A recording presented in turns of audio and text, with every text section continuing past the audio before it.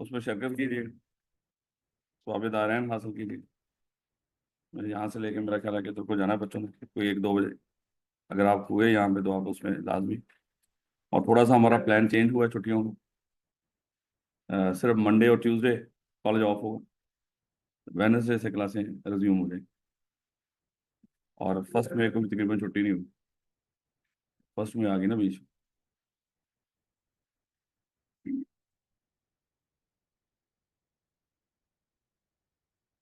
नहीं बेटा, कल हमने क्वालिटी मैनेजमेंट आइदा 220 डिस्कस करना शुरू किया था। ये थोड़ा सा लेस इंपॉर्टेंट है इस चैप्टर के अंदर, लेकिन मेरे बच्चे क्योंकि जिस तरह का अब इन्होंने बना दिया है इस एरिया को, तो उस लिहाज से पूछा भी जा सकता है, क्योंकि अभी तक तो मेरे बच्चे इसको कम ही टेस्ट किया ना होने के बराबर। तो इसलिए ज़रा थोड़ा सा ध्यान रखिएगा इसके ऊपर, जो चीज़ टेस्ट ना हुई हो, ज़रा कम हुई हो, तो वो इंपॉर्टेंट होती है किसी भी अटैम्प्ट के लिए।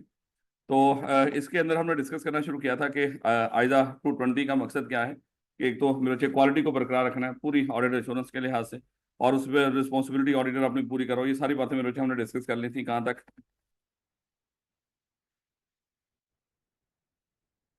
यहाँ तक हमने कल डिस्कस कर लिया था, अगर आपको याद। डायरेक्शन, सुपरविजन और रिव्यू की बात होने लगी थी मेरा ख्याल। बिल्कुल। ले बेटा, याद करें हमने डिस्कस किया था कि कौन जिम्मेदार होता है क्वालिटी के लिए? एंगेजमेंट पार्टनर, उसकी जिम्मेदारी पूरी एंगेजमेंट के लिए। तो एंगेजमेंट पार्टनर की ही जिम्मेदारी है। अच्छा, ये भी ओवरऑल भी क्वेश्चन पूछा जा सकता है, ये छोटी छोटी जो हेडिंग एंगेजमेंट रिसोर्सेज, चले ये तो हमने कल डिस्कस कर लिया था, एंगेजमेंट रिसोर्सेज के मामला भी। ये छोटे छोटे जितने भी पॉइंट्स हैं ना, इनको मिला के कोई एक छोटा मोटा सवाल भी बनाया जा सकता है, जिसमें आपने सिर्फ हेडिंग्स के लिहाज से, अपने लिहाज से आंसर करना है। यानी कि बस ये दिमाग में रखिएगा कि जब भी क्वालिटी से रिलेटेड कोई क्वेश्चन आए और उसमें पूछ रहा हो कि अच्छा बताएं कि एंगेजमेंट पार्टनर कैसे क्वालिटी को मेंटेन रखेगा, कुछ इस तरह का कोई ओपन करके सवाल वो पूछ ले, तो मेरे बच्चे शुरू से शुरू कर दीजिएगा, जो भी बातें रैंडमली आपके दिमाग में आ रही हूँ, क्योंकि जब तक वो पर्टिकुलर हेडिंग है, जैसे वो कहेगा डायरेक्शन सुपरविजन रिव्यू के लिए एंगेजमेंट पार्टनर क्या करेगा, फिर यहीं से आंसर कर। यानी कि हेडिंग, अगर तो स्पेसिफिक हेडिंग पूछ रहे इट्स ओके, लेकिन स्पेसिफिक हेडिंग ना पूछे, वो जनरल क्वालिटी के से रिलेटेड बातें पूछ रहे, तो फिर मेरे बच्चे कहीं से भी आपने चीजें बस आपके दिमाग में होंगी, पढ़ा होगा आपने इंशाल्लाह, तो उसके लिहाज से आप लिखना शुरू कर दीजिएगा, लिखते हुए कमी ना कीजिएगा, इंशाल्लाह सारा सही हो। बेटा, अगर तो डायरेक्शन सुपरविजन और रिव्यू की बात हुई थी, हमने कहा था कि कहाँ पे किस एरिया में ज्यादा मेहनत करनी है और किस एरिया में कम मेहनत करनी है। ये डायरेक्शन किसने देनी है? ये जैसे अल्लाह माफ करे अभी कोई जंगी हालात है, तो अभी हमारे जो मुल्क की जो लीडरशिप है इस क्वालिटी जंग की, तो वो आसम मुनीर के हाथ में है। अब मेरे बच्चे, डायरेक्शन उन्होंने देनी है कि किस एरिया में आपने ज्यादा वो देना, फोकस देना, कि जहाँ पे मान लो कि दरअंदाजी दुश्मन की तरफ से ज्यादा हो सकती है, कौन से एरिया हैं जहां से उनका ये चांसेस हो सकते हैं, जैसे सबसे ज्यादा आजाद कश्मीर है, उसकी सरहद, तो ज्यादा जो हमारी फौज है वो वहीं पे डिप्लॉय है। कहने का ये मतलब कि ये डायरेक्शन देना कि किस एरिया में हमने फोकस करना है, वो किसकी और किस लिहाज से वो डायरेक्शन देगा, रिस्क के लिहाज से, कि जहां पे रिस्क ज्यादा है वहां पे हमने ज्यादा तवज्जो देनी है, तो सेम रोचे। और उसके बाद क्या वो डायरेक्शन देके उसके बाद अल्लाह माफ करे रावलपिंडी में सो गए होंगे? ना ना, सुपरवाइज कर रहे हैं लगातार। जाहिर बात है कि उधर भी नींदें नहीं आ रही और नींदें तो इधर भी नहीं आ रही। नींदें क्यों आनी है इस तरह के माहौल में जब कोई जंगी हालात हो? तो सुपरविजन भी करनी है फिर लगातार उसकी। और फिर मेरे बच्चे, जब वो काम हो जाए, यानी कि यहाँ पे तो फिलहाल ऑडिट के लिहाज से देखो, अल्लाह ना करे यहाँ पे जंग लगे और उसके बाद हो जाए, तो बाद में उसमें रिव्यू कर रहे हैं। तो फिलहाल तो यहाँ पे जब मेरे बच्चे ऑडिट कर रहे होंगे टीम, तो ऑडिटर ने जो एंगेजमेंट पार्टनर है उन्होंने उनके किए हुए काम को रिव्यू भी करना है। यानी कि सुपरवाइज निगरानी भी करें, हुक्म भी दें, डायरेक्शन भी दें, निगरानी भी करें, और फिर किए हुए काम को चेक भी करते हैं। तो ये तीन चीजें थी मेरे बच्चे। द एंगेजमेंट, ये हमने रीड करना शुरू किया था। The engagement partnership take responsibility for the direction and supervision of the member of the engagement team and the review of their work. ठीक हो गया। Determine that the nature, timing, extent of the direction, supervision and review is planned and performed and is responsive to the nature and circumstances of the audit engagement. यही हम discuss करते आ रहे थे मेरे बच्चे, कि जिस तरह की आपकी ऑडिट एंगेजमेंट है, जिस तरह के हालात हैं और जिस नेचर का आप ऑडिट परफॉर्म कर रहे हो, उस लिहाज से मेरे बच्चे nature, timing, extent of direction. अच्छा, एक तो हम लफ्ज पढ़ते हैं ना, सब जगह पे लिखा होता है nature, timing and extent of audit procedure, ये लफ्ज बोलते हैं nature, timing and extent of audit procedure. यानी कि नेचर, टाइमिंग और एक्सटेंट, नेचर किसको कहते हैं, किस तरह का, टाइमिंग किस वक्त, और एक्सटेंट किस हद तक। ये आगे जो लफ्ज होगा वो उससे जुड़ जाएगा। Nature, timing, extent of audit procedure, किस तरह के, किस वक्त और किस हद तक प्रोसीजर लगाने। Nature, timing and extent of supervision, ये डायरेक्शन सुपरविजन, यानी कि किस वक्त, किस तरह की, किस वक्त और किस हद तक आपने सुपरविजन करनी और डायरेक्शन देनी है। ये मेरे बच्चे उस लिहाज में, तो ये भी किसका काम है? ये एंगेजमेंट पार्टनर का। Review audit documentation eight appropriate points in the timing, क्योंकि मेरे से जितना ऑडिट हम परफॉर्म कर रहे होते हैं हर स्टेप को हमने क्या करना है, उसकी डॉक्यूमेंटेशन करनी है। और यहाँ पे एक क्या होगी, हर चैप्टर में जो टॉपिक भी आप जो आइजा पढ़ेंगे ना, उस आइजा के आखिर के ऊपर डॉक्यूमेंटेशन का एक टॉपिक आता है कि ये जो भी आपने टॉपिक पढ़ लिया, ये जो आइजा पढ़ लिया, अब इसमें आपने डॉक्यूमेंटेशन कौन कौन से तैयार करने हैं। एक तो ओवरऑल से डॉक्यूमेंटेशन कैसे होना चाहिए उसका चैप्टर में भी डिस्कस करेंगे, लेकिन हर स्टैंडर्ड के नीचे डॉक्यूमेंटेशन लाजमी, जैसे अभी आज हम डिस्कस करेंगे यहाँ पर आइजा 220 जैसे ही खत्म होगा, तो साथ ही अब आपने कौन कौन सी ऑडिट परफॉर्म करते वक्त कौन कौन सी चीजों को डॉक्यूमेंट करना है, साथ ही वो बताना शुरू कर देगा। तो यही मेरे बच्चे through out the audit document बन रहे होते हैं, तो उसने क्या करना, उन डॉक्यूमेंट्स को भी रिव्यू करना। और determine on or before the date of the auditor report that, अब देखो मेरे बच्चे, याद करें हमने डिस्कस किया था, ऑडिटर तभी एविडेंस वो देगा, अपनी ओपिनियन देगा, जब उसके पास सफिशिएंट अप्रोप्रिएट ऑडिट एविडेंस इकट्ठी हो जाएगी। अब सफिशिएंट अप्रोप्रिएट ऑडिट एविडेंस इकट्ठी हो जाएगी, क्या ये चेक करना है उसने ऑडिट, जब ऑडिटर अपनी रिपोर्ट लिख लेगा, रिपोर्ट लिखने के बाद जाके चेक करेगा कि सफिशिएंट अप्रोप्रिएट ऑडिट एविडेंस इकट्ठी हुई है कि नहीं। बेटा उसके लिए दो ही जगह हैं, दो ही टाइम है, रिपोर्ट लिखने से पहले या एटलीस्ट जब आप रिपोर्ट लिख लें उस वक्त आपने चेक कर लेना कि क्या आपके पास सफिशिएंट अप्रोप्रिएट ऑडिट एविडेंस आपने ऑब्टेन कर ली है, जो कि आपका जो भी आप कंक्लूजन देने जा रहे हो, कंक्लूजन किस चीज का, या तो फाइनेंशियल स्टेटमेंट सही है या फाइनेंशियल स्टेटमेंट सही नहीं है। तो जैसा भी कंक्लूजन देने जा रहे हो उसके लिए क्या आपके पास सफिशिएंट अप्रोप्रिएट ऑडिट एविडेंस इकट्ठी होगी, कहता है उसको आपने कब चेक कर लेना, या before or on the date of auditor report, यानी कि जब ऑडिटर रिपोर्ट लिखने जा रहा होगा उस दिन या एटलीस्ट उससे पहले। Review the financial statement auditor report prior to dating the auditor report, वही बात मेरे बच्चे, रिव्यू द फाइनेंशियल स्टेटमेंट एक दफा दोबारा रिव्यू कर लो है, हो सकता है आप देखो कल जब आप बड़े होंगे इंशाल्लाह किसी कंपनी का ऑडिट करने के लिए जाएंगे तो आपने ऑडिट परफॉर्म करना है, तो जब सारा कुछ बच्चे जब काम कर लेते हैं ना, तो ला के वो एंगेजमेंट पार्टनर को अक्सर कोई चीज़ चेक करवाते हैं। तो एंगेजमेंट पार्टनर बड़ा सीनियर बंदा होता है, बड़ा एक्सपीरियंस होता है उसका। वो क्या करता है, वो जस्ट चीज़ों को एक दफ़ा रिव्यू करता है, तो साथ ही वो क्या करता है उसमें से सारी गलतियां चलतियां निकाल के उनको बता देता है कि यहाँ पे ये गलती हुई है।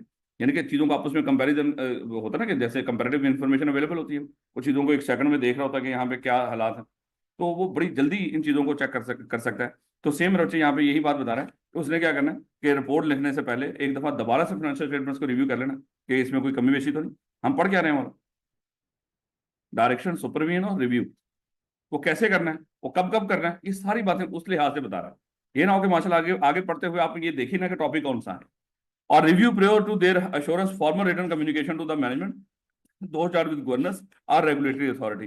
तो कहता है कि आपने प्रेयर टू देयर इशुएंस, यानी कि जब रिपोर्ट वगैरह इशू की जा रही होगी उससे पहले formal written communication to management वो भी कुछ कर लेनी है। एक तो फॉर्मल रिटन कम्युनिकेशन मैंने आपको बताया था, एक रिप्रेजेंटेशन लेटर इस तरह का होगा कि जहाँ पे आप मैनेजमेंट को कहेंगे कि सर आप लिख कर हमें दे दें कि आपने सारी इंफॉर्मेशन जो भी आपको अवेलेबल थी वो सारी हमें प्रोवाइड कर दी है, और जो सब्सिक्वेंट इवेंट्स हुए होंगे और फाइनेंशियल यानी कि ईयर एंड से लेके ये जो रिपोर्ट की तारीख तक यहाँ पे अगर कोई सब्सिक्वेंट इवेंट्स हुए कि वो भी आपने सारे हमें कम्युनिकेट कर दिए। इस तरह की हम फॉर्मल रिटर्न कम्युनिकेशन करते हैं मैनेजमेंट के साथ।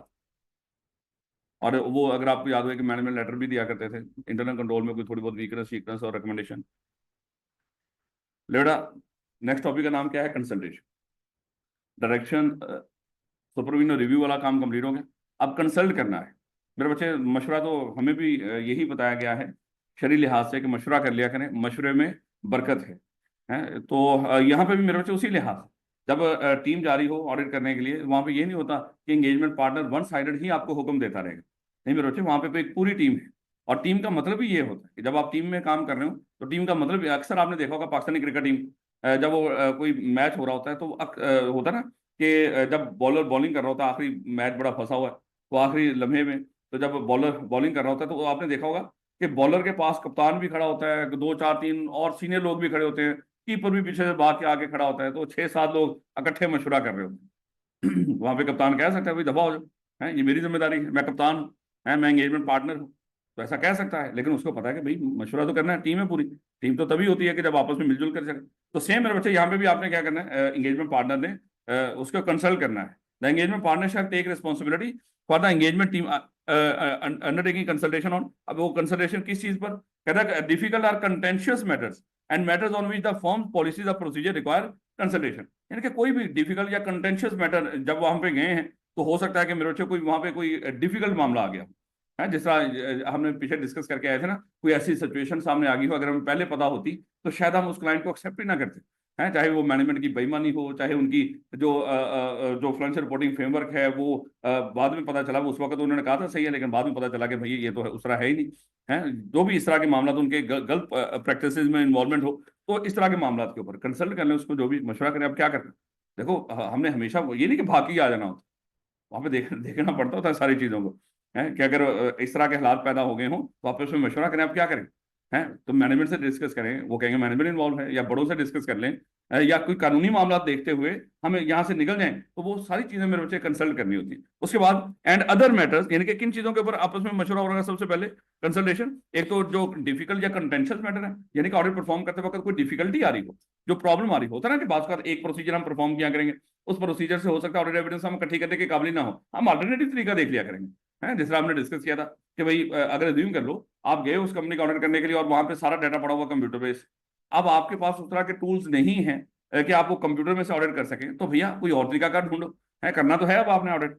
है, उसमें वहां पे हम पढ़ेंगे आगे जाके कंप्यूटर असिस्टेड ऑडिट टेक्निक्स के अंदर कि एक ऑडिट थ्रू द कंप्यूटर होता है, एक ऑडिट अराउंड द कंप्यूटर होता है। अगर तो आपके पास सलाहियत हो ऑडिट थ्रू द कंप्यूटर करने की, यानी कि वो आपके पास सॉफ्टवेयर है जो कंप्यूटर पे इंस्टॉल करके आप चीजें चेक कर सकते हो, तो फिर तो अच्छी बात है। लेकिन अगर खुदा ना खासा उसकी कमी हो, तो आप क्या करें, ऑडिट अराउंड द कंप्यूटर करेंगे। उसका मतलब क्या है, जो चीजें इनपुट जा रही हैं कंप्यूटर के अंदर, उन चीजों को चेक कर लेंगे, जो आउटपुट आ रहा है उसको चेक कर लेंगे। इन दोनों के लिहाज से हमें पता चल जाएगा। हाँ, वो लहदा बात है, कोई कमी बेशी रह जाएगी, इसके अंदर क्या हो रहा है वो नहीं हमें पता होगा। तो इस तरह के जो डिफिकल्ट मैटर, कोई जिस तरह हमने डिस्कस किया था कि जब आप हो सकता है किसी एरिया में आप जा ही ना सकते हो, वहाँ पे हालात खराब हों, जैसे आजकल अल्लाह माफ करे, जैसे वो जहाँ पे वो वाक़या हुआ है हिंदुस्तान के अंदर ही, चले कश्मीर के अंदर, तो उस एरिया में सारा सील किया हो, कोई जा ही नहीं सकता उस एरिया के अंदर। है, वहीं पे उसका कोई मान लो कि कोई फैक्ट्री, कोई गोदाम शुदाम इस तरह का हो। है, अब उसको कैसे वेरीफाई करना है कि वहाँ पे इन्वेंट्री है कि नहीं। है, कोई और अल्टरनेटिव तरीके हैं, डिफिकल्ट मामला है, आपस में मशवरा करें अब क्या करें, इसका हल क्या निकालें। आगे कहता है कि other matters that in the engagement partners professional judgement require consultation, या उनको लग रहा हो कि और इनकी प्रोफेशनल जजमेंट के मामले में इनको लग रहा हो कि भाई यहाँ पे भी बेहतर यही है कि हम आपस में क्या कर लें, आपस में मशवरा कर लें, यानी कि जहाँ पे अकल की जरूरत हो। हाँ, यही हमने डिस्कस किया था, कोई इंसान अकले कुल नहीं होता। जहाँ पे प्रोफेशनल जजमेंट आपने इस्तेमाल करनी हो, जजमेंट ही क्या, आपने खुद अपना अंदाजा लगाना कि यहाँ पे सही है कि नहीं। जिस तरह हमने डिस्कस किया था कि मैनेजमेंट ने जहाँ जहाँ पे कोई वो खुद भी एस्टिमेट्स लिए हों, प्रोविजन लिए हों, वहां पे मेरे बच्चे जजमेंट्स ही होती है ना। कोई केस जीत रही है या हार रही है कंपनी, है, वो आपकी प्रोफेशनल जजमेंट ही होती है, आपने भी देखना ही होता है कि इन्होंने सही कहा कि गलत कहा है। तो इस लिहाज से मेरे बच्चे कहता है कि determine that member of the engagement team have undertaken appropriate consultation during the audit engagement, both within the engagement team and between the engagement team, and others at the appropriate level within or outside the firm। इसको जरा देखिएगा, कहता है कि इस बात को भी इंश्योर करेगा एंगेजमेंट पार्टनर कि जब हमारी टीम ऑडिट परफॉर्म कर रही हो, तो एंगेजमेंट टीम आपस में भी, यानी कि हमने क्या करनी है वहां पे, हमने टीम्स की शक्ल में आगे मजीद इनको डिवाइड कर देते, भाई ये दो तीन बंदे उस एरिया को देखेंगे, ये एक दो बंदा उस एरिया को देखेगा, ये दो तीन बंदे उस एरिया को देखेंगे। अब ये डिफरेंट जो टीम्स हमारी वहां पे काम कर रही होंगी, अब ऑडिटर ने ये इंश्योर करना है कि ये टीम्स आपस में भी एक दूसरे से कंसल्ट कर रही हो, कम्युनिकेशन कर रही हो, और दूसरा एक टीम के जो लोग हैं वो आपस में भी कंसल्ट कर रहे हैं। जस्ट एग्जाम्पल, यहाँ पे हम एक टीम बैठे हैं, अब अल्फाजरा देखिएगा, कह रहा है कि इनकी आपस में कंसल्टेशन हो रही हो, किस किस की, with in the engagement team एक लफ्ज ये लिखा हुआ, और बिटवीन द एंगेजमेंट टीम एक लफ्ज ये लिखा हुआ। With in the engagement team क्या है, हम सब यहाँ पे टीम बैठे हुए, हम आपस में मशवरा कर रहे हैं, आपस में भी कंसल्ट कर रहे हैं। ये ना हो कि वहां पे जो टीम का हेड है वो माशाल्लाह टीम से डिस्कस ही नहीं कर रहा, और दूसरा एक टीम दूसरी टीम से भी मशवरा कर रही हो, इसको कहते हैं बिटवीन द एंगेजमेंट टीम। यानी कि वो सामने वाले कमरे में कोई और टीम बैठी हुई, हम आपस में मशवरा कर रहे हैं, within the engagement team और between the engagement team. determine that the nation and scope of and conclusion resulting from such consultation are agreed with the party consulted। अब एक और चीज मेरे बच्चे, ये बड़ी जगहों पे होता है, शायद हम भी कुछ इसी तरह का करते हैं, हमने माइंड पहले ही बनाया होता है करना क्या है, लेकिन मशवरा करते हैं। अब जब मशवरा आगे से उस तरह का नहीं आता, तो जो पॉइंट हमारे दिमाग में होता है हम इम्पोज कर दिया करते हैं, ठीक है भाई फिर यही करना है, क्योंकि सोच के तो हम पहले ही बैठे होते, लेकिन ये मुनासिब नहीं है। वो क्या कह रहे हैं, वो कहते हैं कि जब आप कोई इस तरह की कंसल्टेशन करेंगे आपस में, कंसल्टेशन कर क्यों रहे हैं, आपने कोई किसी चीज के ऊपर मशवरा कर रहे हो, उसके बाद किसी नतीजे पे तो पहुंचना है। कह रहा है जब आप टीम्स आपस में किसी मामले पे कुछ मशवरा कर रही होंगी और किसी नतीजे पे पहुंच रही होंगी, तो जिस बंदे से कंसल्ट किया जा रहा है ना, उसका और जो बंदा कंसल्ट कर रहा है, इन दोनों का कंक्लूजन पे एग्री होना जरूरी है, इनके फिर दोनों माने उसको। ये नहीं कि मशवरा कर तो लिया मशवरा, लेकिन उसके बाद सबको नाराज करके अपना ही फैसला कर, ये गलत है। वो क्या कह रहा है, कि जब ये सारी टीम्स आपस में कंसल्ट कर रही होंगी या एक बंदा दूसरे से कंसल्ट कर रहा होगा, तो फिर जो भी इनका नतीजा निकलेगा वो दोनों का आपस में क्या होना चाहिए, एग्रीमेंट होना चाहिए उस नतीजे के। यानी कि जिस पॉइंट के ऊपर भी आपस में कंसल्टेशन होगी, उस कंसल्टेशन होने के बाद जो नतीजा होगा, जिसने जिससे कंसल्टेशन की है उस बंदे का भी साथ उसको एग्री करवा लेना है कि ये चाहे आप वो इसको बना लेगा या ये उसको बना लेगा। Determine that conclusion agreed have been, और फिर जो आप नतीजे पे पहुंचे उसको क्या करना है आपने, इम्प्लीमेंट भी करना। जैसे वही बात, अल्लाह माफ करे क्योंकि अब हालात ही इस तरह के हैं, तो यहाँ पे भी मीटिंग बुलाई गई, सारी पार्ट वो फौज भी आई, तो बाकी पार्टीज में आई जो अभी हुकूमत में हैं, तो वहां पर भी इसी तरह वो अपोजिशन सारे मिल गए, तो आपस में क्या किया, दोनों तरफ से क्या करवा रहे हैं, एग्री करवा रहे हैं, कंसल्ट कर रहे हैं, एक दूसरे से मशवरा कर रहे हैं, और आपस में एट द एंड क्या कर रहे हैं, आपस में एग्री करके चीजें उठकर जा रहे हैं, और क्या कर determine the conclusion agreed have been, और फिर अब इन्होंने कोशिश करनी है कि जो वहां पे एग्री हुआ था उसको क्या करना है, इंप्लीमेंट भी करना है। इसलिए कह रहे हैं कि अगले 48 घंटे बड़े इंपॉर्टेंट है, क्योंकि अल्लाह माफ करे उन्होंने थोड़ी बहुत तो वो करनी है? पंगा लेना तो उनकी आदत है, तो पंगा तो वो लेंगे। देखें अल्लाह माफ करे, हम कई सालों से वही चीज़ भुगत रहे हैं जो उन्होंने एक दिन भुगती है। यहाँ पे भी शनाख्ती कार्ड देख देख के सालों से लोगों को मारते आ रहे हैं। बथेरे बसों की बसें यहाँ पे ख़त्म कर दी जाती। ये पिछले दिनों में ट्रेन में से बहुत सारे लोग बेचारे शहीद हुए, उनकी रिपोर्ट इन्होंने सही नहीं की, जितने लोग शहीद हुए। कहने का मतलब कि हम इतने सालों से ये चीज़ भुगत रहे हैं, लेकिन यहाँ पे माशाल्लाह इतना ठंड माहौल है कि इनको शायद इस चीज़ की इतनी कोई फिक्र ही नहीं। यहाँ पे यानी कि इस तरह मरना शायद इतना आम हो गया वो। अब वहाँ पे उनको वो शायद वो उन्होंने पहली दफ़ा इस तरह का मामला देखा है। अब उनके लिए तो थोड़ा सा तकलीफ दे वो जो भी है तो गलत, लेकिन बहरहाल, लेकिन हमें अपना भी सोचना चाहिए कि हम इसका कितना यूज टू है।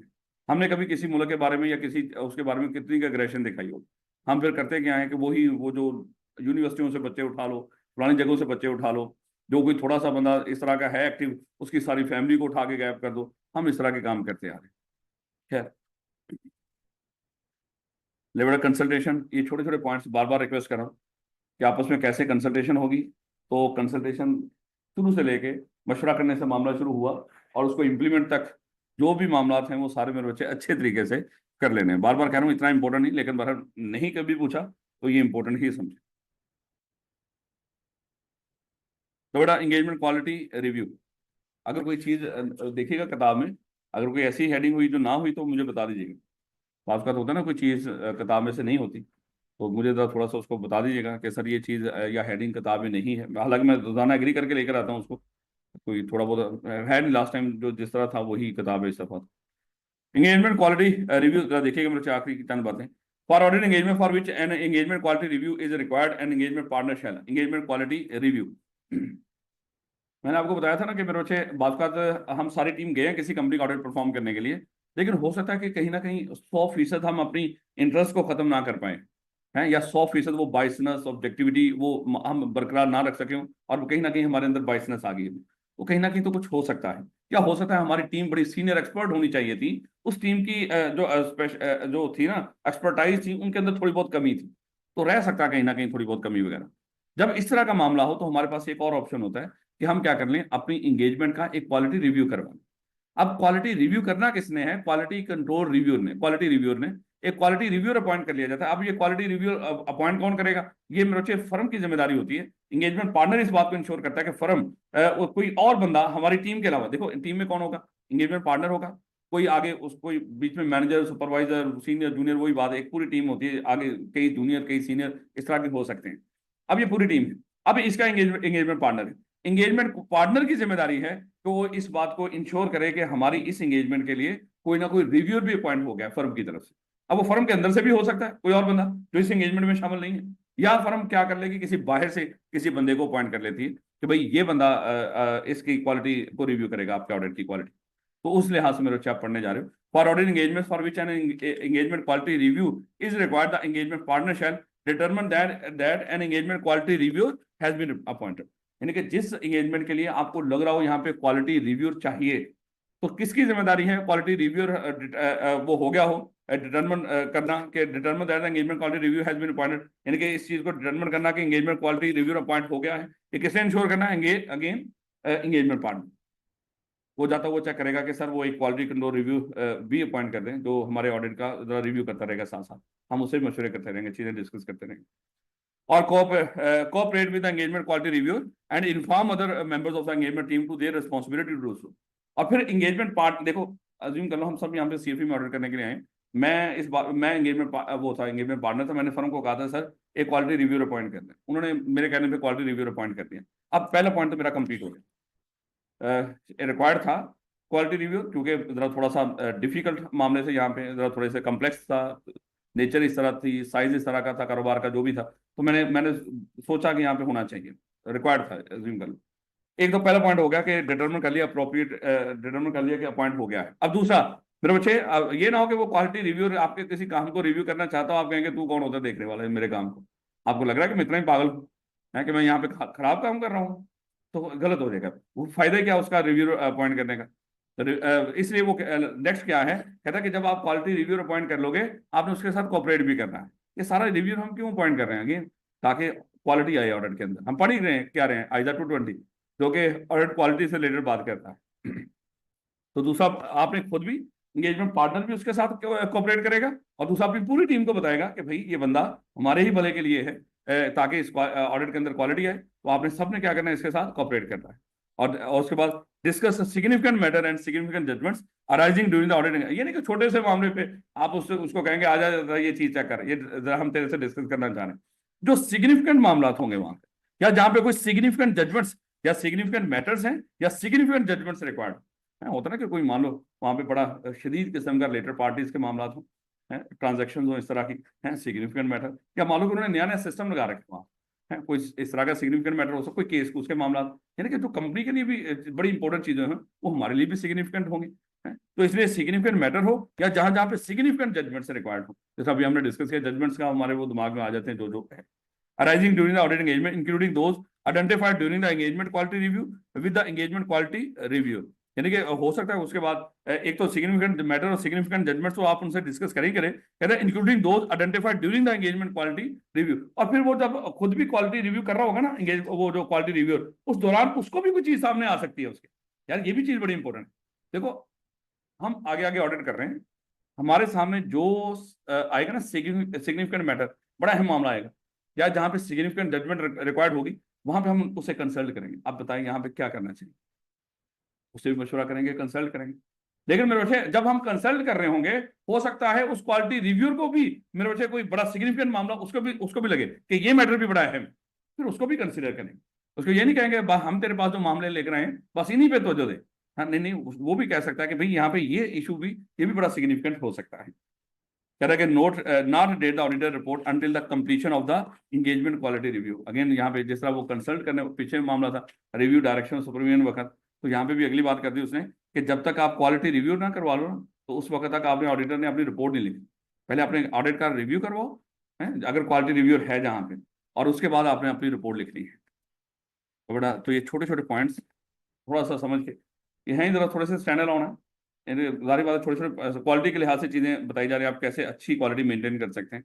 तो इसको ऐसे ही पढ़ते जाइएगा मेरे बच्चे, इसको क्योंकि पहले तो हम जरा थोड़ा सा चीज़ों को आपस में उस तरह करके लिंक कर लेते हैं, यहाँ पे छोटे छोटे पॉइंट्स हैं, तो इनको याद रखिएगा। एंगेजमेंट क्वालिटी ये तो हमने कर लिया। डिफरेंसेस ऑफ ओपिनियन, अगली बात है, अगर आप और क्वालिटी रिव्यूअर के दरमियान डिफरेंस ऑफ ओपिनियन आ जाए तो फिर क्या होना है। तो मेरे बच्चे फिर मशवरा करना, उस डिफरेंस ऑफ ओपिनियन को क्या करना है, आपने कोशिश करना है उस पर एग्री करने का। कहता है कि if difference of opinion rise within the engagement team or between the engagement team and the engagement quality reviewer, यानी कि किसी के दरमियान में भी इख्तलाफ आ सकता है।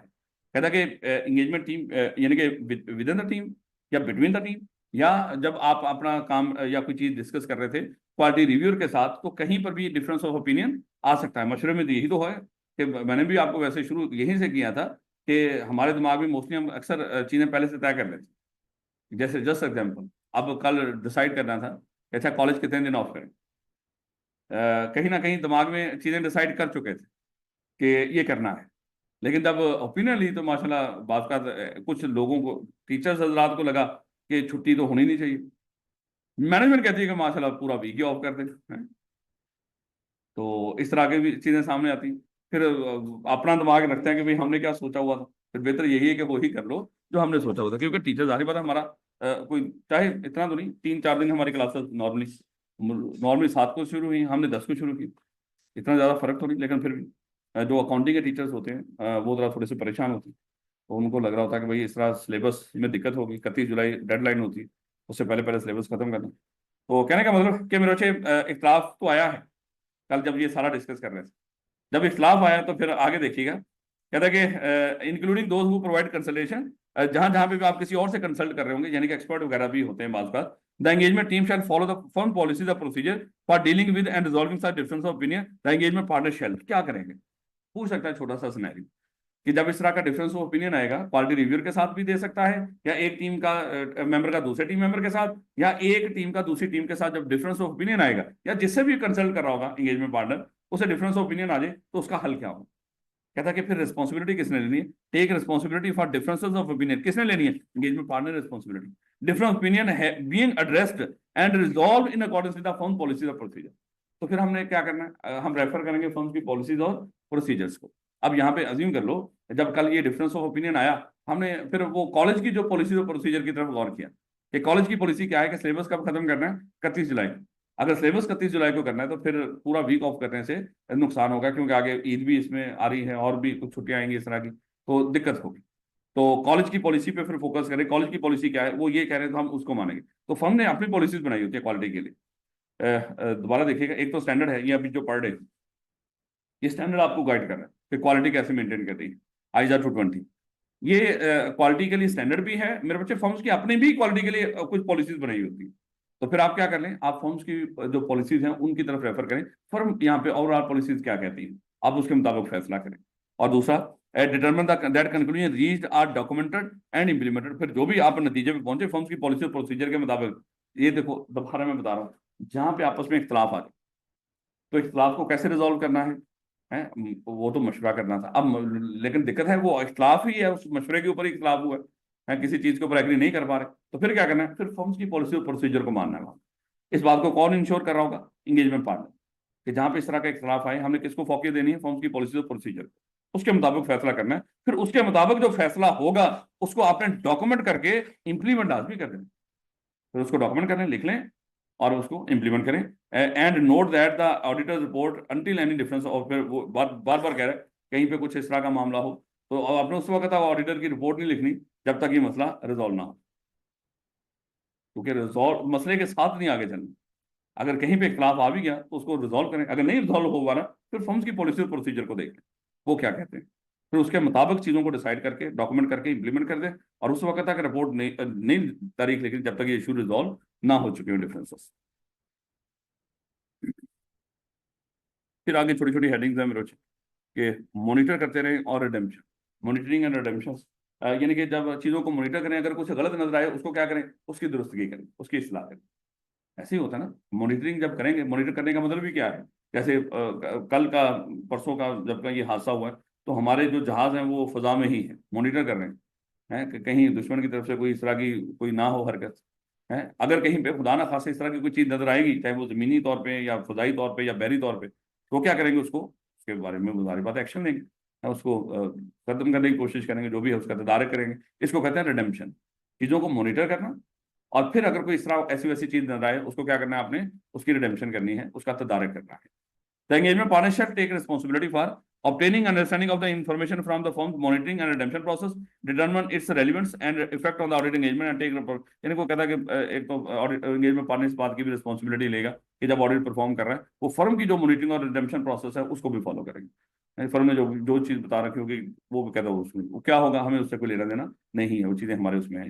Remaining alert throughout the audit engagement for information that may be relevant to the firm monitoring and redemption, वो है ही नहीं मॉनिटरिंग redemption प्रोसेस, या तो हमें दे दो, हम उसको देख लें, अदरवाइज तो बस इतना है, चीज़ों को मॉनिटर करते रहें, होगा कोई फर्म का इस तरह का मामला, और जो अगर कोई इस तरह की कोई चीज़ नजर आए उसको सही कर दें, बस ये सिंपल रीड करके छोड़ दीजिए।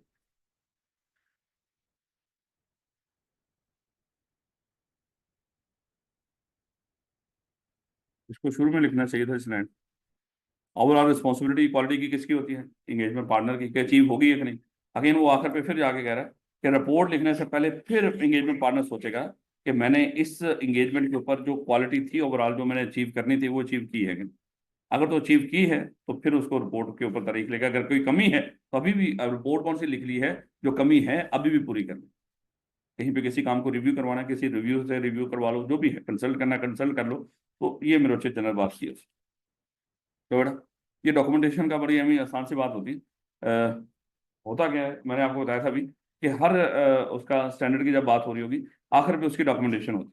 सादा अल्फाज में डॉक्यूमेंटेशन होती क्या है कि जितना भी आपने इस चैप्टर में पढ़ा है ना, वो जहां पे जो जो काम किया है उसको लिख लेना, इसको डॉक्यूमेंटेशन कहते हैं। इसमें कुछ नया नहीं होता, जो चीज आपने पीछे पढ़ी होती है उसको लिख लेना। ये और इसको पढ़ने की जरूरत नहीं होती बात का, बस याद करते हैं इस चैप्टर में आपने पढ़ा क्या है, तो वही चीज आपने क्या करनी है, डॉक्यूमेंट करनी है।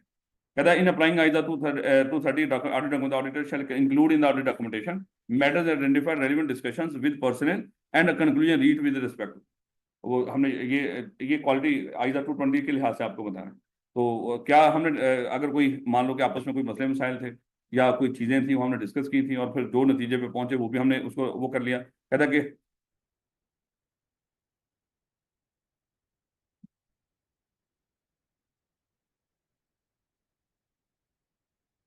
कि matter identified relevant discussion with, ये याद नहीं करना आप, पहले मैं बता रहा हूँ आपको, इसको याद करने की जरूरत नहीं है। कोई इस तरह की कभी चीज उसने पूछी को नहीं। डॉक्यूमेंटेशन का एक अलग से वो आएगा, वो हम करेंगे, ये बस हम ही रीड करके छोड़ दीजिएगा और जो मैं जो कह रहा हूँ ना उसको कर दीजिएगा बस, कोई दिक्कत नहीं। यानी कि जो अभी पढ़ा आपने था भी क्या, matter identified relevant discussion with personal and clear reach with respect to fulfilment of responsibility related to the relevant ethical requirements including those related to independence. यानी कि जब हम इसको ऑडिट को करने आ रहे थे उस वक्त हमने ये जो अपनी इंडिपेंडेंस वगैरह के मामला देख लिए थे और एथिकल रिक्वायरमेंट्स को हमने देख लिया था और इसको हमने जो भी यानी कि किन चीजों को कंसिडर किया था कि हम इंडिपेंडेंट हैं कि नहीं, तो उसके लिए जो जो इकदाम आपने उस वक्त किए थे उसको आप क्या कर लो, उसको लिख लो। हमने वो भी लिख लिया। Acceptance and continuous of the client relationship में जो चीजें थी वो भी हमने लिख कर उसको नोट कर लिया। और nature and scope of the conclusion resulting from consultation, और फिर जब जब हमने किसी से मशवरा किया और मशवरे के बाद जो भी हमारे हम नतीजे पे पहुंचे वो भी हमने लिख लिया। और if the engagement is subject to the engagement quality review, the engagement quality review has been completed. अगर कोई क्वालिटी रिव्यू अपॉइंट हुआ था तो वो भी क्वालिटी रिव्यू भी कंप्लीट हुआ है, सब कुछ उससे भी यानी कि रिपोर्ट लिखने से पहले पहले क्वालिटी रिव्यू करवाया हमने ऑडिट का, वो भी हमने क्या कर लिया, लिख लिया। तो इसको मेरे बच्चे बस रीड करके छोड़ दीजिएगा, और ये सच्ची कह रहा हूँ, इसको छोड़ दीजिए।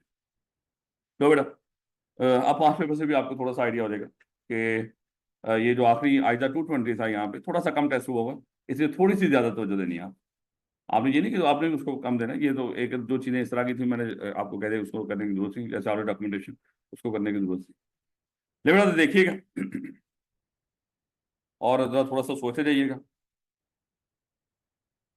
बेटा ये किताब मुझे क्योंकि रटे वाला चैप्टर है, अब ये एक्सपेक्ट ना करेंगे मैं अब यहाँ पे रटे वाली चीज भी याद करके बैठूं। याद भी है मुझे कुछ चीजें, लेकिन कोई आपको ये साथ आ जाए आप इनके आगे देखते रहें कि किताब में कहाँ पे कुछ लिखा हुआ है। बेटा जरा सवाल देख लो पहले। कहता कि prestigious company has approached your firm to accept appointment as its external auditor, state the matters that your firm should consider before accepting the engagement. जब आपने कोई एंगेजमेंट एक्सेप्ट करनी है, अगर एंगेजमेंट एक्सेप्ट करने से पहले कौन से मैटर हैं जो आपने कंसिडर करने हैं, तो मेरे बच्चों को याद होगा, शुरू करें शुरू से ही। हमने कहा था कि जब कोई क्लाइंट आपके पास आए तो आपने कौन कौन से मैटर्स को देखना है? हमने डिस्कस किया था उसमें वो देखें, कमर्शियल भी देखें, एथिकल भी देखें, लीगल भी देखें। और फिर जब इसको पढ़ना शुरू किया आगे, हमने कहा कि प्री कंडीशन एग्जिस्ट करनी चाहिए। एक्सेप्टेंस के वक्त क्या होना चाहिए, प्री कंडीशन, बल्कि शुरू ही प्री कंडीशन से करें, इट्स ओके, वही है सबसे पहले। और प्री कंडीशन में क्या था कि भाई एक तो एप्लीकेबल फाइनेंशियल रिपोर्टिंग फ्रेमवर्क, उनसे वो करवा लेना कि एग्री कर लेना कि ये एप्लीकेबल फाइनेंशियल रिपोर्टिंग फ्रेमवर्क है। और फिर मेरे बच्चे इस बात को एग्री करना कि मैनेजमेंट अपनी रिस्पॉन्सिबिलिटी को एक्नॉलेज करती है कि उसकी मैनेजमेंट की रिस्पॉन्सिबिलिटी क्या है। और फिर आगे मैनेजमेंट की रिस्पॉन्सिबिलिटी थी क्या, एक तो जितनी इंफॉर्मेशन है उस रेलिवेंट इंफॉर्मेशन तक एक्सेस देना। और फिर मेरे बच्चे आपने जो अनरिस्ट्रिक्टेड एक्सेस थी कि किसी और कोई रिकॉर्ड पड़ा हो, कोई इन्फॉर्मेशन पड़ी हो उस वक्त उस तक भी, और जो लोग हैं उन तक भी एक्सेस देनी। यानी कि रेलिवेंट इंफॉर्मेशन, कंसर्न पर्सन और unrestricted access to other information कोई भी हो इस तरह की या लोगों तक। तो ये मेरे बच्चे यहाँ तक बातें लिख देंगे, इट्स ओके। 4 नंबर है। तो ये सादा अल्फाज में वो एक्चुअली किस तरफ पूछ रहा है आपको, प्री कंडीशन की तरफ। क्या रखो, क्योंकि था ही इसमें क्या, एक्सेप्टेंस के वक्त यही चीज थी जो हम दिमाग में रखते थे। शुरू चैप्टर हुआ ही कहाँ से था कि जब आपने क्लाइंट एक्सेप्ट करना, किन चीजों को दिमाग में रखना, प्री कंडीशन से बात शुरू हुई थी। क्या रखोगे मेरे बच्चे? कह रहा है your firm has been the auditor of Mujahid limited for many years. Before the commencement of the current year's audit, MLA has requested that some changes be made in the terms of engagement required. अब आपके दिमाग में आ रही होगी चीजें, याद है कि एंगेजमेंट में कुछ टर्म्स में चेंजेस की बात करती थी मैनेजमेंट।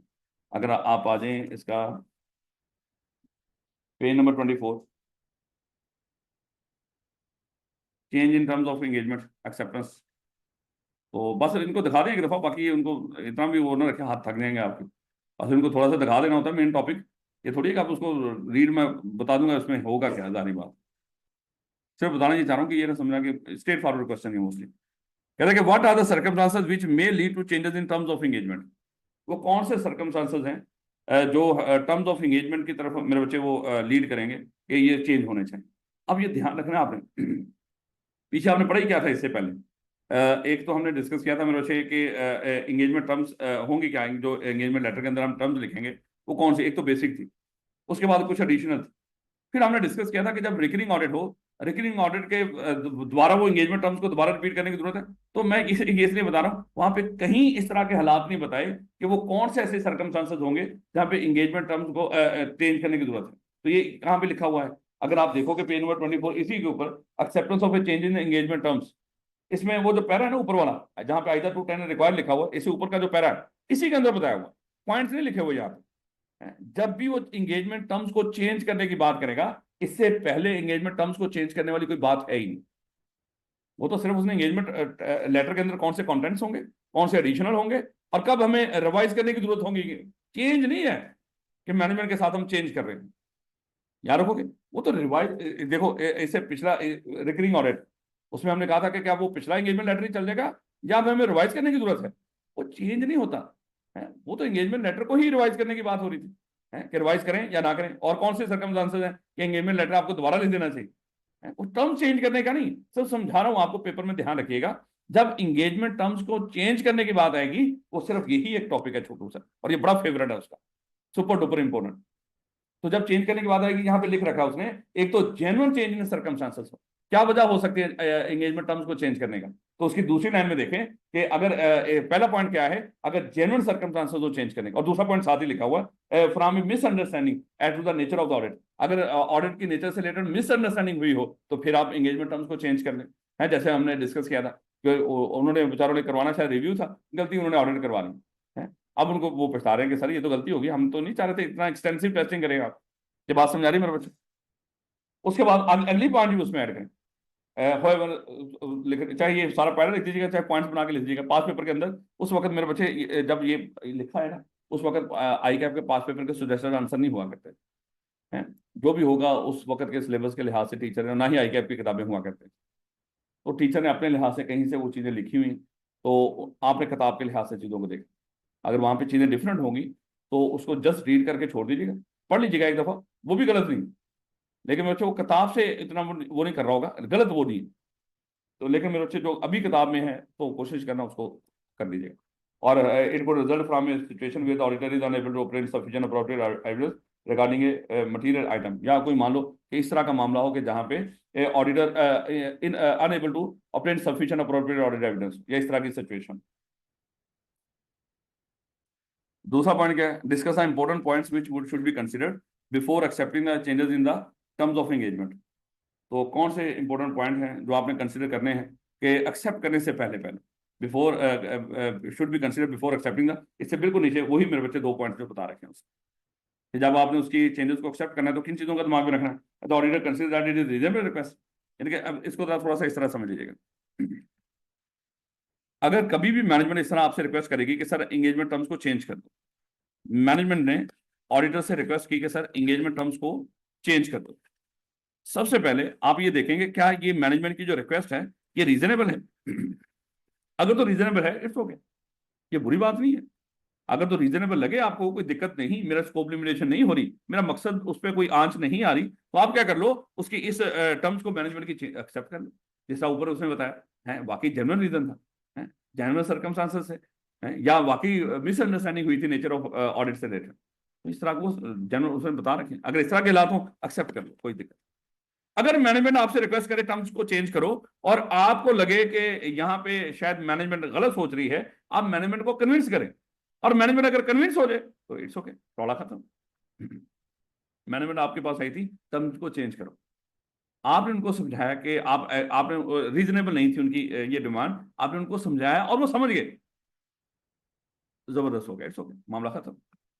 और तीसरी सिचुएशन क्या होगी कि मैनेजमेंट आपके पास आई कि सर टर्म्स एंड कंडीशन को चेंज करो, टर्म्स को चेंज करो, लेकिन आपको लग रहा है कि ये रीजनेबल नहीं और मैनेजमेंट भी नहीं मान रही, फिर आप देखें कि अगर मामला शदीद है और लॉ को देखते हुए, रूल्स एंड रेगुलेशंस को देखते हुए अगर पॉसिबल है, तो यहां से अपने आप को विड्रॉ कर, याद रखोगे। 3 सिचुएशन है, दोबारा देखिएगा। मैनेजमेंट आपके पास आएगी, सर टर्म्स को चेंज कर लो। तो अगर रीजनेबल है, और रीजनेबल कब होंगी, जब ऊपर जो उसने 3 सिचुएशन बता रखी, उसके लिहाज से अगर रीजनेबल रेट्स हो गए, कर देंगे। मैनेजमेंट आपके पास आई, सर टर्म्स को चेंज करें, और आपको लगा कि ये रीजनेबल नहीं है, और आपने मैनेजमेंट से कंसल्ट किया, उसको डिस्कस किया, और मैनेजमेंट को कन्विंस कर लिया अपनी बात पे, मैनेजमेंट मान गई, इट्स ओके, मामला खत्म। मैनेजमेंट आपके पास आई, टर्म्स को चेंज करो, रीजनेबल नहीं थी उनकी ये डिमांड, और आपने उनको समझाया, वो नहीं समझ रहे, और आपको लग रहा है कि मैं सफिशिएंट अप्रोप्रिएट और एविडेंस इकट्ठी कर ही नहीं पाऊंगा, मैं शायद इस उसमें है ही नहीं कि मैं ओपिनियन दे रहा हूँ, तो रूल्स एंड रेगुलेशन को देखते हुए बात कर, कानून आपको मना कर देता ना, आपने छोड़ के नहीं जाना, क्योंकि ऑडिट ही करने कानून ने भेजा होता है बात का, आप छोड़ के नहीं जा सकते। फिर कुछ सिचुएशन ऐसी होती है या जहाँ पे मेजोरिटी ऑडिट हमने परफॉर्म कर लिया होता, वहां पे हम ये नहीं, अब हम छोड़ के चले जाएंगे, तो बात को छोड़ने का ऑप्शन ही नहीं होता। कब ऑप्शन नहीं होता, 2 सिचुएशन याद रखिएगा, कि जहाँ पे कानून खुद ही मना कर दे, ना ना भागना नहीं है यहाँ से, ये कंप्लीट करके आओ। और दूसरा क्या है, जब हम ऑडिट वैसे 80-90% तक परफॉर्म कर लें, अब हम क्यों छोड़ के जाएंगे। तो इसलिए मेरे से अगर इस तरह का मामला नहीं है, कानून की तरफ से रिक्वायरमेंट ना हो और कोई ज्यादा ऑडिट परफॉर्म ना हो, तो क्या कर लो, अपने आप को विड्रॉ कर याद रखोगे इस बात। तो यही बातें मेरे से नीचे उसने बता रखी। तो ये 2 पॉइंट्स गोली मारे मेरी बातों में, ना समझ आ रही तो इट्स ओके, वो जो 2 पॉइंट लिखे हुए चैप्टर नंबर पेज नंबर 24 के ऊपर लास्ट पे, बस वो बताने आप। List the circumstances in which it may become necessary to revise the terms of audit engagement for a recurring audit. मैं कह रहा हूँ कि पता नहीं उसको ये उसका फेवरेट क्यों, ये छोटू सा, पुराने वक्त में शायद उस वक्त देखो 11 की बात, अगेन आई कैप की किताब नहीं होगी, इतना स्पेसिफिक करके नहीं लिखा होगा, नोट्स के अंदर होगा कहीं टीचर के बिखरा हुआ, पता नहीं क्या होगा उस वक्त।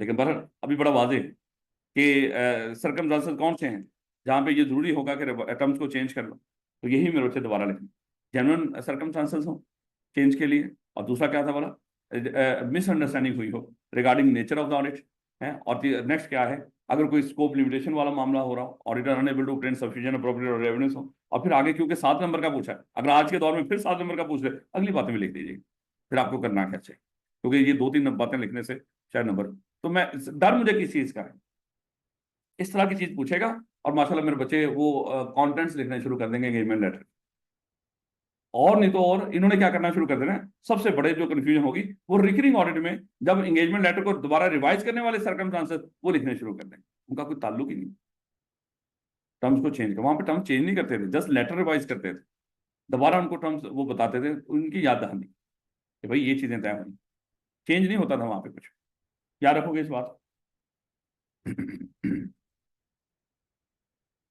Strawberry Pakistan limited was incorporated on 1 March 2011। The director of SPL are in the process of appointing the first statutory auditor of the company. अभी तक तो हमें ये लग रहा था कि शायद ये चैप्टर नंबर 1 से, खैर they have requested your firm to submit a proposal for statutory audit assignment. आपको कहेंगे आप हमें प्रपोजल दें, हो सकता है कि हम आपको ऑडिटर अपॉइंट कर दें, तो कंपनी आपको कह रही है, a partner of your form has asked you to draft the proposal letter assigning whether the precondition for audit exist. और एक पार्टनर ने आपको कह दिया कि आप ऐसा कर लें, उस फर्म ने हमसे प्रपोजल मांगी है, आप वो प्रपोजल लेटर लिख दें और उसमें जो प्री कंडीशन वगैरह हैं वो लिख दें। अब briefly discuss the term pre condition for an audit, यानी कि ऊपर हमें कहानी बताई, कोई लेना देना नहीं नीचे जो पूछ रहा है, और अक्सर ये होता है, और बच्चे हम इसको क्या कहते हैं, ये एप्लीकेशन बेस्ड क्वेश्चन है, और ये बहुत दफा होता है। पुराने वक्त में यही एप्लीकेशन, अब फिर भी उसको थोड़ी सी अकल आ गई, पुराने वक्त में इसको